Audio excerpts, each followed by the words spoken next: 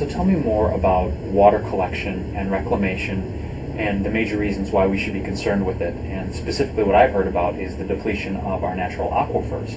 So give me all the details on water and why we should make headway and be concerned about it right now in human history.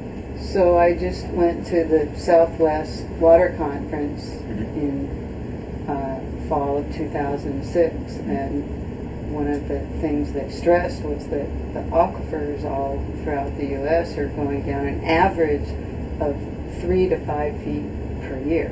Okay. And as the aquifers keep getting shallower and shallower, there's arsenic underneath the bottom layer.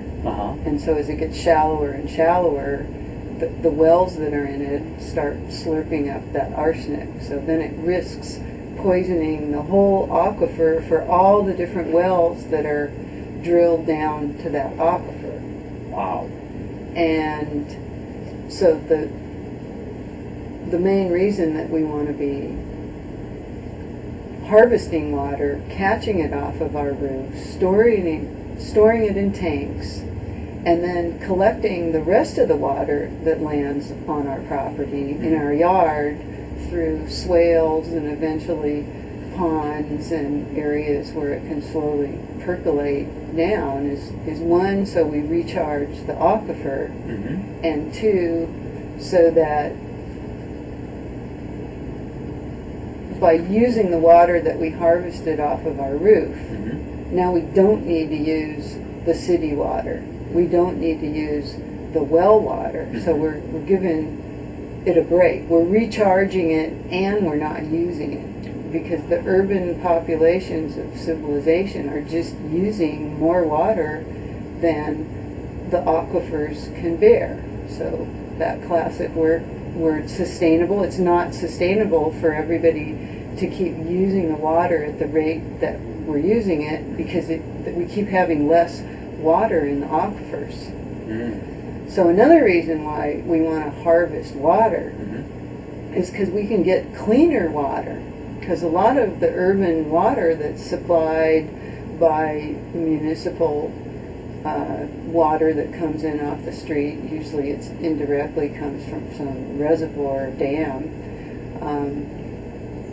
it's got nitrates in it, and it's got little bits of chemicals, and there's whole listings that government agency water departments have of allowable levels of parts per million of all these really scary chemicals. And when the water comes from the sky and lands on your roof, it doesn't have any of those in it. Now it's all about what kind of roof do you have and what kind of tank, and are there any chemicals in that.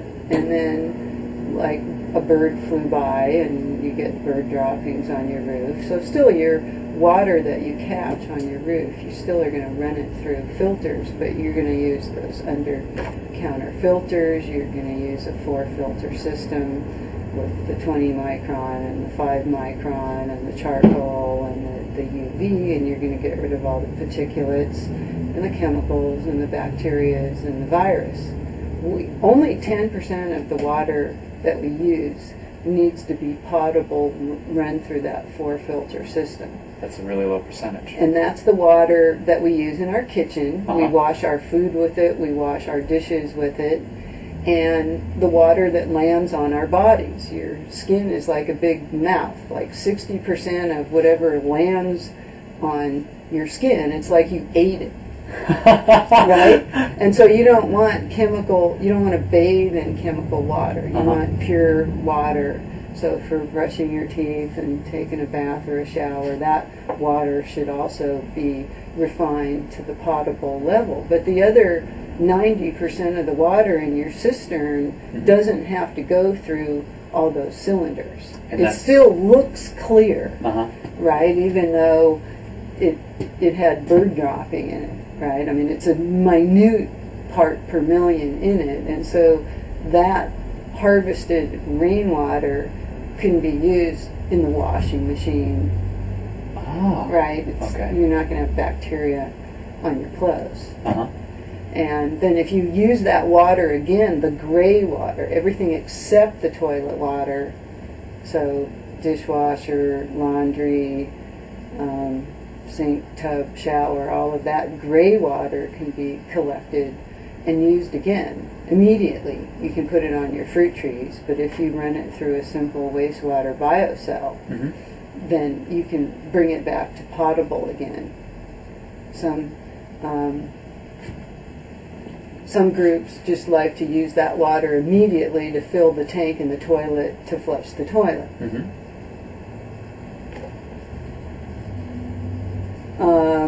If you have xeriscape landscaping, drought-resistant landscaping, that's a way to minimize water use in your landscape. However, if you are collecting all the other water besides your roof and detaining it on your property as long as possible, you can use that water as well as all your gray water to grow food. You can grow vegetables, you can grow medicinal healing herbs, you can grow fruit trees, and the water that comes out of your black water toilet reclamation, you want to get rid of all the pathogenic bacteria. And in another module on this video I discussed that. But most people psychologically just never trust it no matter what. They know it was in the toilet at one time, regardless of what all the lab tests say. And so for them, the real safe thing is, oh, you want ornamental flowers? Water the flowers with it. Or any kind of food that grows on a tree, by the time it goes through the tree root system and up the trunk and the branches and it's a bud, and then it's finally a nut or a flower and or a fruit or an avocado, the tree is never going to transport any pathogenic bacteria into that fruit. So it's very safe.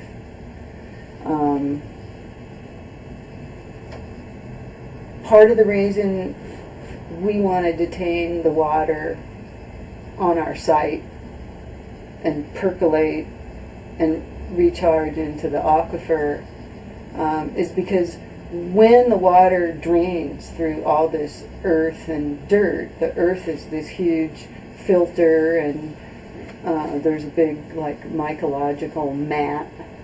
You've got all this mushroom root system that's another filter, but there's just zillions of good bacteria and critters who live in the soil, who perceive everything as a nutrient, or they neutralize chemicals and toxins.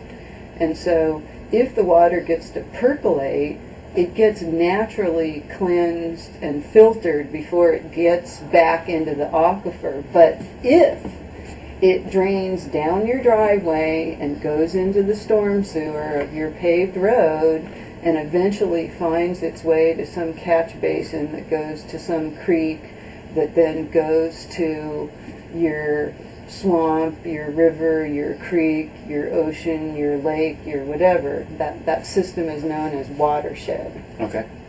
So now you've got this water, this runoff, is flowing into the watershed, and it's taking with it all these fun things that dripped out of your car: antifreeze, oil, all the toxic stuff that all the conventional people used in their gardens, a lot of toxic garden chemicals, and anything that touched plastic along the way has these wonderful estrogenic effects, so that then this water ends up in the watershed, and you've got all these fish and birds and reptiles having estrogen dominance and birth defects and mutation. All the males aren't having enough maleness in their reproductive organs, and they're starting to get they're starting to grow female gonads on the males, and you can go look at all your wildlife restoration websites on the internet to learn more about that. That's not my specialty. Just to say, in the built environment, if we can retain the water on our site and percolate as much as possible, that's really going to help the environment.